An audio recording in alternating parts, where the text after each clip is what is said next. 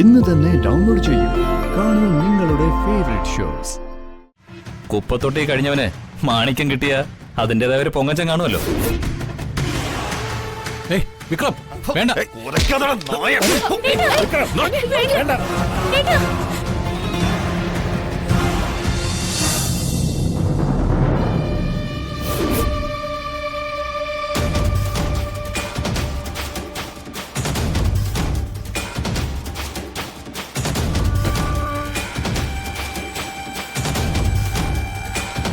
ഇന്ന് അച്ഛൻ്റെ അമ്മയുടെയും രണ്ടാം താലികെട്ട് ദിവസമായിരുന്നു.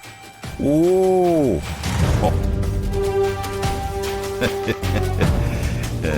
രണ്ട് പേക്കോലങ്ങളെ നോക്കൂത്തി വേഷം കെട്ടിച്ച് നിർത്തിയിരിക്കുന്നത് കണ്ടപ്പോഴേ എനിക്ക് മനസ്സിലായി ശൈശവ വിവാഹമായിരിക്കുമോ.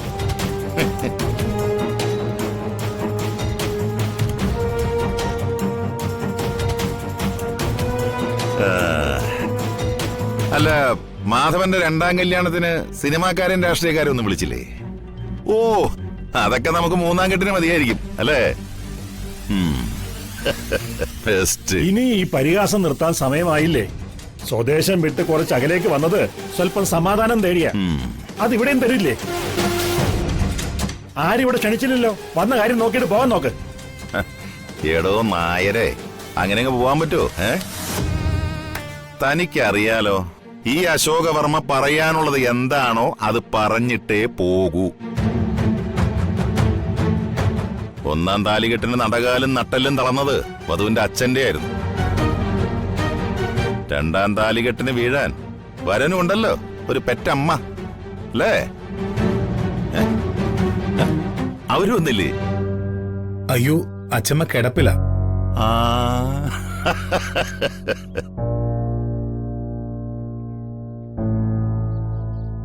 എടാ മോനെ, ഇതാണ് കർമ്മ. മനസ്സിലായില്ലേ? ഞങ്ങളുടെ കുടുംബം തകർത്തതിന് ദൈവം കൊടുത്ത ശിക്ഷയാണിത്. അനുഭവിക്കണം. അനുഭവിച്ചേ തീരൂ.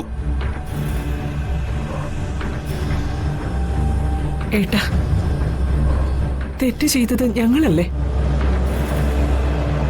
ഞങ്ങൾ എന്തു വേണമെങ്കിലും പറഞ്ഞു കേൾക്കാൻ വിധിക്കപ്പെട്ടവരാ. പക്ഷേ എന്റെ ഭർത്താവിന്റെ അമ്മയെ ശപിക്കരുത്. ഓ,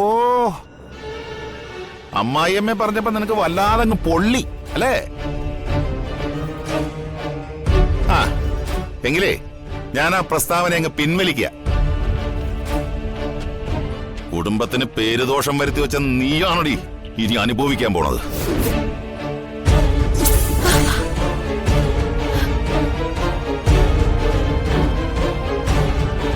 അനങ്ങാൻ പറ്റാതെ തളർന്നു കിടക്കും നീ നിന്റെ വീട്ടില്.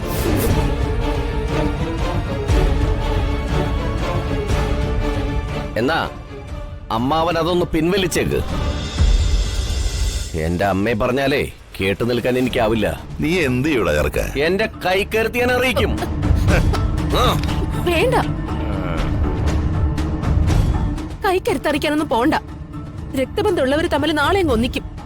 അവര് തമ്മിൽ പറഞ്ഞതൊക്കെ അങ്ങ് മറക്കുകയും ചെയ്യും. പക്ഷെ അനന്തരവനായ നിങ്ങൾ അമ്മാവനെ തല്ലാൻ മുതിർന്ന അതങ്ങനെ ഓർമ്മയായിട്ട് തന്നെ നിൽക്കും. അതോട് തല്ലാനും പിടിക്കാനൊന്നും പോണ്ട. മിണ്ടാതെ ഇവിടെ നിന്നാ മതി. ആ സത്യം മനസ്സിലാക്കിയിട്ടാ ഞാനും മനോജും മിണ്ടാതിരിക്കുന്നെ. പക്ഷെ വന്ദനയുടെ ഭർത്താവ് എന്ന നിലയിൽ എനിക്കൊരു അഭിപ്രായമുണ്ട്. നിങ്ങളുടെ സഹോദരനും സഹോദരനും തമ്മിലുള്ള ശത്രുത ഇനിയും ഇങ്ങനെ നീട്ടിക്കൊണ്ടു പോകരുത്.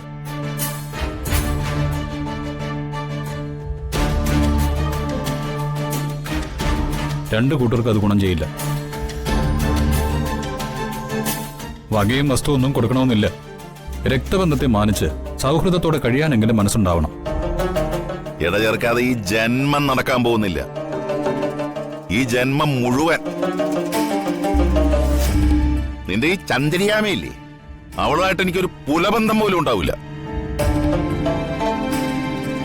നിന്നെ നിന്റെ കുടുംബത്തെയൊക്കെ തകർക്കാൻ പറ്റുന്ന ഏത് സന്ദർഭവും അത് ഞാൻ പാഴാക്കില്ല. മാധവൻ നായർക്ക് ചോദിക്കാനും പറയാനൊന്നും ആരുമില്ലെന്നുള്ള ധാരണയൊന്നും വേണ്ട.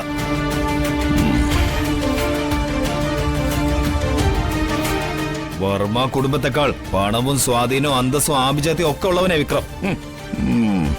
തകർക്കാൻ വന്നാലേ ഈയാമ്പാറ്റയുടെ ഗതി ഉണ്ടാവും. കൊരിഞ്ഞ് കറുത്തു പോവും.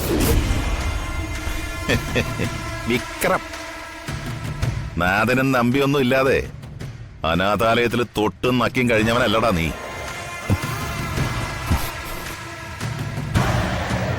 കുലവും ജാതിയും പോലും അറിയില്ല. ഇനി ഈ മാധവൻ നായരുടെ ഗതികേട് കൊണ്ട് വൃത്തിയുള്ള ഒരു പെണ്ണിനെ പിടിച്ചങ്ങ് കൊടുത്തു.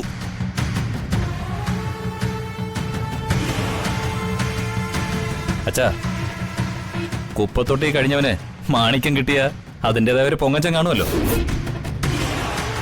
ഏയ് വിക്രം, വേണ്ട.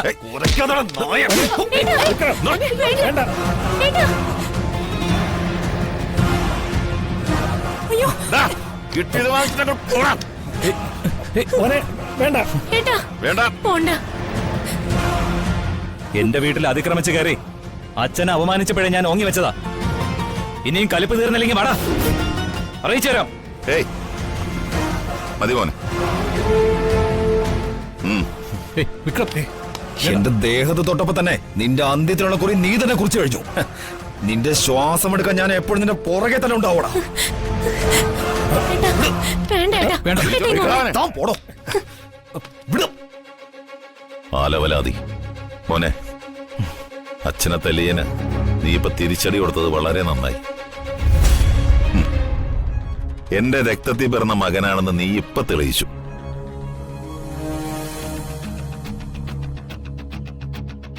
പക്ഷേ ഇനി നീയായിട്ട് ആ രണ്ടും കെട്ട വിക്രമനോട് കൊമ്പ് ഓർക്കാൻ പോകരുത്. ആ അമ്പലം അടയ്ക്കാറായെന്ന് തോന്നുന്നു. നമുക്ക് തൊഴാൻ പോവാം. വാ. എന്താണോ നായരെ ഇങ്ങനെ നിൽക്കുന്നേ? ഇപ്പൊ ഈ സോഷ്യൽ മീഡിയയിലൊക്കെ ഇതുപോലുള്ള കോമാളി കല്യാണങ്ങളൊക്കെ നടക്കുമ്പോഴേ ഒരുപാട് പേര് വീഡിയോ എടുക്കാറുണ്ട് വൈറലാക്കാൻ. ആരെങ്കിലൊക്കെ വിളിക്കാറുന്നില്ലേ? മാറിക്കഴി അവലക്ഷണങ്ങൾ. വാടാ വാടാ. വാ. മോനെ, വന്ദനയുടെ കല്യാണം നടത്താൻ രാവും പകലും അധ്വാനിച്ചവനല്ലേ നീ? ഞങ്ങളുടെ മകനായിരുന്നു നീ, സ്വന്തം കുടുംബാംഗം. അങ്ങനെയുള്ള നീ എന്തിനാ മോനെ വന്ന് അനിഷ്ടങ്ങൾ ഉണ്ടാക്കിയത്? ഒന്നും മനഃപൂർവ്വമായിരുന്നില്ല അങ്കിൾ. ക്ഷേത്ര ദർശനത്തിന് വന്നതാ. നിങ്ങളാരെയും ഞാനിവിടെ പ്രതീക്ഷിച്ചതുമില്ല. എന്തോ എന്നെ നിയന്ത്രിക്കാൻ എനിക്ക് കഴിഞ്ഞില്ല. അങ്കിളും ആന്റിയും എനിക്ക് മാപ്പ് തരണം. വന്ദന ചേച്ചി, വർഷയ്ക്ക് വേദന ഉണ്ടാക്കുന്നതൊന്നും ഞാൻ അറിഞ്ഞുകൊണ്ട് ചെയ്യില്ലെന്നറിയാലോ. അറിയാതെ പറ്റിപ്പോയതാ. മാപ്പ് തരണം. വർഷയോടും ഞാൻ മാപ്പ് ചോദിച്ചെന്ന് പറയണം.